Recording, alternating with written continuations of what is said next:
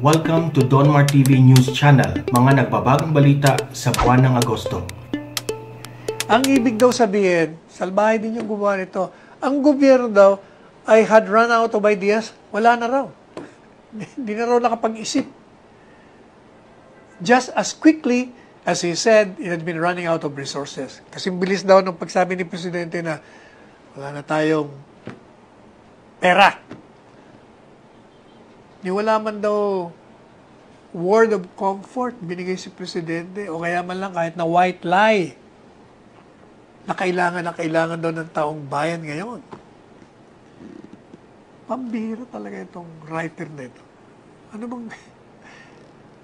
alam nyo, the mere fact na si Presidente every week lumalabas sa telebisyon at kinakausap tayo, nagbibigay siya ng report sa atin kung ano nangyayari at anong ginagawa niya, anong ginagawa ng mga nasa IATF, mga frontliners, kung ano nangyayari sa ating bansa, kaugnay sa suliranin na dinulot ng COVID-19.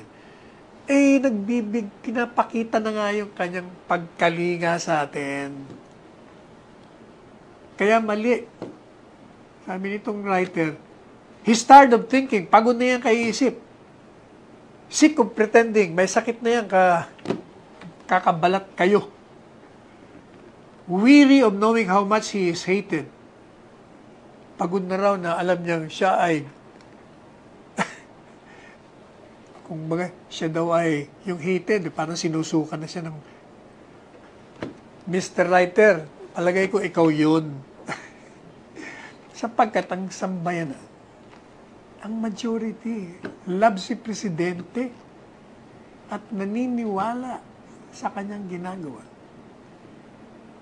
Sabi nung writer, the impression that he left after his usual rambling, cussing, delusional monologue before the nation was that of a man who can't wait to surrender, tuck his tail between his legs, and hide where not a single soul could follow. The fight in him was absolutely gone. Sus! Yan ang wishful thinking na tinatawag. Yan ang pinagdarasal mo, Mr. Writer, at kung sino mang mga nasa likod nito. Na si Presidente raw. Parang wala nang pag-asa, lumaban, parang ayaw na. Kaya daw mga Pilipino, iniwan na para, they are left to fend for themselves. Parang bahala na kayo sa buhay nyo. Hindi po totoo yan. Hindi ba nakita niyo naman ilang programa ang ginamit natin para lang ibahagi po sa inyo. Sinaysay namin sa inyo. Inisa-isa namin sa inyo ang ginawa ni Presidente sa 4 na taon. At kung ano pa ang ginagawa niya. Hindi ba sabi nga ng mga nanonood sa akin na walang kananang hininga sa dami pala ng accomplishments ni Presidente. Kaya, ito nagpapakalat nito. Pati nga yung bakit daw late night telecast. Para pala si John Nery nito. Baka naman ikaw Nery gumawa nito. Juan Nery. John, Juan. Chinismis pa na. Pumunta rin sa Singapore. Sus Maria Josep na mga kayo. Ay, nako. Sabi nung writer, the story addressed with sarcastic annoyance. Bakit naman hindi mayayamot si Presidente? Nandun siya sa Davao, nagtatrabaho. Ang daming paperwork. Pagkatapos, chichismis nyo na may sakit, na nilipad, nandun lang naman siya. Tapos, binigyan na kayo ng larawan ni Senador Bongo na may hawak na dyaryo nung araw na yun. Ibig sabihin, that very day na sinasabi niyong dinala Singapore, nasa Davao. Hindi pa rin kayo naniwala. Sabi niyo, naku, Photoshop, studio. Binigyan na kayo ng video. Ako, baka daw pre-recorded. Talaga naman. Sabi nung writer, if he's really sick, the President miserably failed to summon public sympathy. unang-una, hindi humingi ng simpatiya si Presidente. Ito yung tao na wala nga siyang pakialam kay maawa ka sa kanya, mabuwisit ka sa kanya, matuwa ka sa kanya, maligaya ka sa kanya, basta sa kanya, tandaan po ninyo itong sasabihin kong paulit-ulit ko itong sinasabi noong pa man. Itong presidente ito, isa lang ang palaging panuntunan sa buhay niya. Sabi niya, isa lang ang sinasabi ng bata sa akin, yung ako'y mag-take ng oath of office. Sabi sa akin, ang utos ko sa iyo ay pagsilbihan mo ang mamamayang Pilipino at bigyan mo ng proteksyon. Yun lamang. Kaya sabi niya, di ba, ibibuwis ko rito ang buhay ko, ang reputasyon ko, ang aking posisyon. Basta masunod ko lamang ang utos ng saligang batas sa akin na pagsilbihan kayo at bigyan kayo ng proteksyon. Yung pagmumura niya, hindi na kayo nasanay. Alam, bakit hindi ba kayo nagmumura? Pag tayo galit, talagang mapapamura ka. Pero ibig lang sabihin naman nun, inilalabas mo yung yamot mo, yung buwisit mo, yung galit mo. Pero walang ibig sabihin na masama yun. Expression lamang po yun. Expression of disgust, of anger. Hindi ikaw ang minumura nun, writer, o yung mga kritiko. Kaya, itong mga nasa ilalim ng nagpapakalat nito, pwede ba? Tigilan nyo na yan.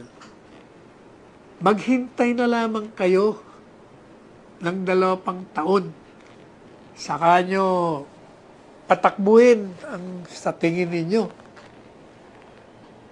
ay manok nyo na susunod na maging presidente. Pero may problema rin kayo dyan. Sapagkat wala tayong nakikita in the horizon na pwedeng tumapat dito kay Presidente Duterte sa kanyang pagkaroon ng political will, yung kanyang malasakit sa tao, compassion. Kita nyo, pati siya na napapaiyak. Si Teddy Boy Locsin.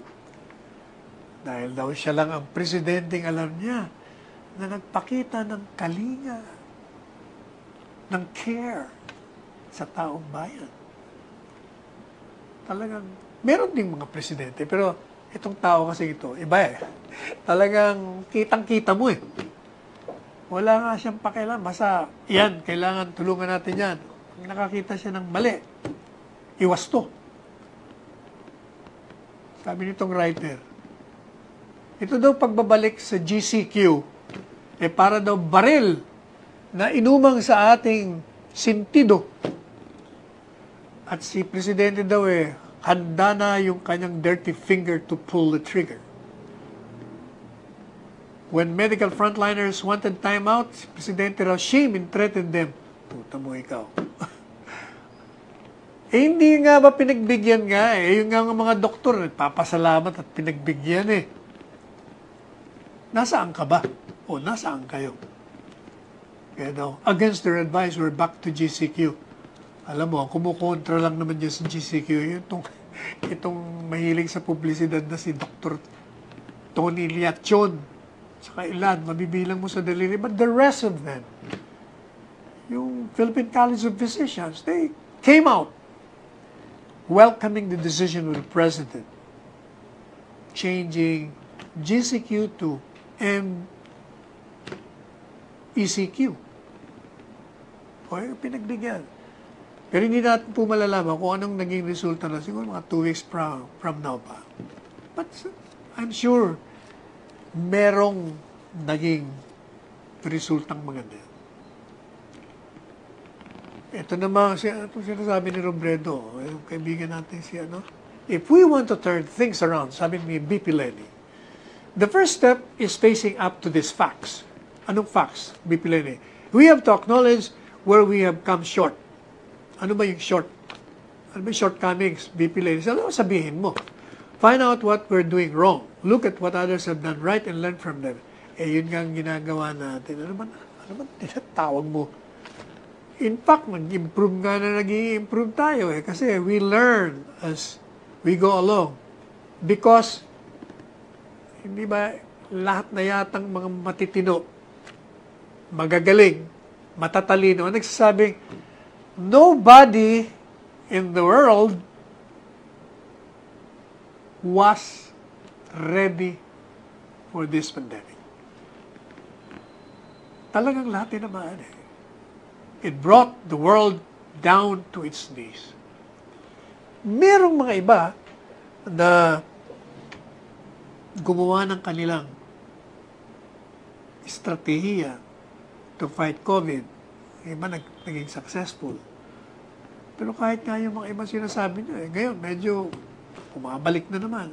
Talagang ginagawa po ng lahat ng buong pamahalaan ng buong mundo yung para sa kanila tamang pagtugon doon po sa pandemya. Pero sa totoo lang, balikan na naman natin.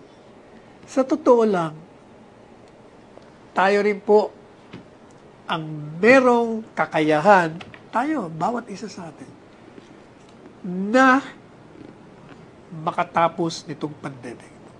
Sapagkat yung pong virus na yan, naghahanap yan ng carrier.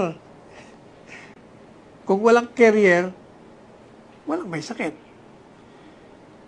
Pag tayo hindi tayo careful, careless tayo, hindi tayo maingat, at tayo hindi napuan, kayo hindi napuan, talagang kakalat yan.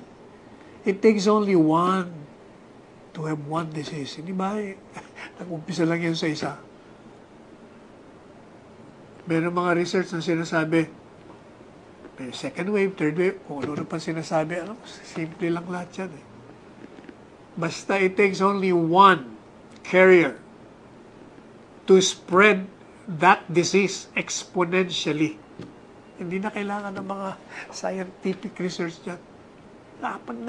Pag ikay may sakit, nakahawa ka sa isa, yung isa, lahat ng dinaanan niya, mahahawa. At lahat ng mga dinaanan niya rin, daraan sa iba, hindi gano'n na nga yun. Yun nga ang problema natin That is precisely why sinasabi natin, at paulit-ulit na sinasabi ni Presidente, na talagang kailangan tayo ay magsuot palagi ng face mask. Wherever we are. Meron po nag-comment, isang viewer natin, nabasa ko doon sa mga running commentaries. Ba't ikaw hindi ka naka-face mask? Hindi, tinanggal ko na ho yun kasi, alam nyo, dito sa maliit na studio, dito sa opisina natin, ilan lang naman kami rito, 5. Lahat naman po sila naka-face shield, naka-face mask, kaya pwede ho tayo magtanggal. Pero, sa umpisa, sinusuot natin para sa inyo. Paalala. Magsuot kayo ng face mask. Ito, pamporma. Maganda kasi ito. Merong flag And then, face shield. At, marami na hong sumusunod ngayon doon sa 2 meters. Palagi kasi 1 meter ang sinasabi ako, makulit ako sa 2 meters Talagang, dapat po talaga 2 meters. Kusa kayong lalayo sa mga nakakasalubong nyo o nakakausap nyo.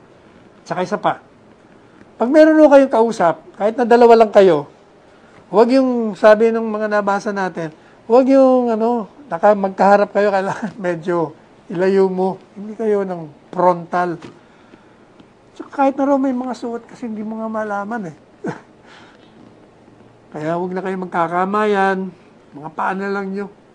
Anyway, so inabot na naman po tayo ng oras. Kaya ang ating pakiusap, wear your face mask, your face shield, maintain the 4 or the 2 meter distance, safe distance between you and kung sino man ang nakatabi nyo. wash your hands frequently with soap. At saka, stay home muna ho tayo, stay indoors. Saka kahit nandiyan kayo sa loob ng bahay, observe safety protocol. Ito po ang inyong lingkod hanggang sa Lunes. Ganito ring oras, alas 2 hanggang alas 3 ng hapon. Salvador Panelo, inyong lingkod bayan, pansamantalang nagpapaalam at nagsasabing, magmahalan po tayong lahat. And I love you all.